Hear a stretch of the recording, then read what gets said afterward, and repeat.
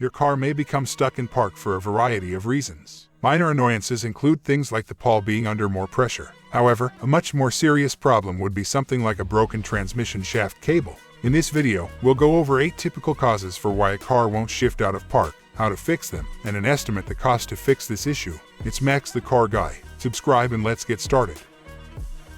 Locked shifter. A column shifter, also known as a gear shift or gear selector, frequently becomes stuck in park.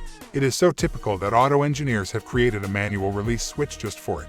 The shifter lock override will usually get your car out of park when it is stuck in that position. But keep in mind that using the shift lock release override to release the column shifter only gets rid of the issue temporarily. You should get in touch with a mechanic if your car frequently gets stuck in park. Follow these simple steps to free a locked shifter. Put the emergency brake on. Insert the key into the ignition and turn the ignition switch to the on or run position. On the shifter console, close to the shift lever, look for the shift lock override slot. Remove the small plastic cap that usually covers the slot to reveal it. Insert a screwdriver, nail file, car key, or similarly shaped object into the shift lock release slot. Push down and hold. Press the brake pedal while keeping the shift override lever depressed. Now pull the shifter out of park. Faulty brake light switch. For an automatic transmission to shift out of park, the brake must be applied.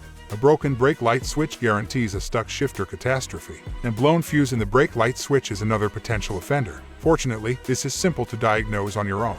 When you apply the brakes, have someone stand behind your car. You have a broken brake light switch if the brake lights don't illuminate. If you're lucky, all that needs to be fixed is a blown fuse. To find the brake light switch fuse, check your car owner's manual and open your fuse box. Replace it in the fuse box if it has blown. The switch must be entirely replaced if the issue isn't a blown fuse. Worn out ignition key tumbler. When the key is removed, your ignition switch locks the steering wheel inside the steering column in addition to starting your car. However, the shift interlock feature is a feature of the ignition system in cars with automatic transmissions. The gear shift will remain in the park position if the ignition key tumbler is defective because it won't signal the shift interlock solenoid that the car is running. There isn't much you can do to fix a worn ignition key tumbler. Your best option for fixing the problem is to have a new ignition key tumbler cut and wired for your car by a locksmith or mechanic.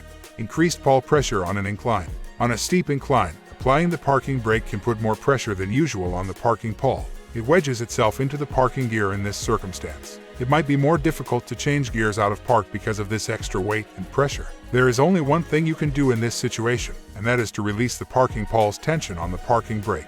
To relieve some of the pressure on the Pawl and quickly release the shifter, ask a friend or bystander to help you rock the car a little. Broken shifter mechanism. Your shifter may occasionally be broken, which would make it stuck. If your automatic shifter has a lot of play or seems disconnected from anything in the shifter assembly, it is likely defective. The best way to avoid this problem is to have a mechanic remove the shifter boot and check it for any problems. The internal component of your shifting system will probably need to be replaced in order to fix a broken shifter mechanism. The best course of action is to have your shifter mechanism inspected by a licensed mechanic. Faulty shifter interlock solenoid or wiring. Every modern vehicle with an automatic transmission comes standard with a shift interlock feature. It guarantees that you press the brake before releasing the clutch, stopping the car from rolling or jolting forward. Together, the brake switch and the shift interlock solenoid make sure that this safety feature is always operating as intended.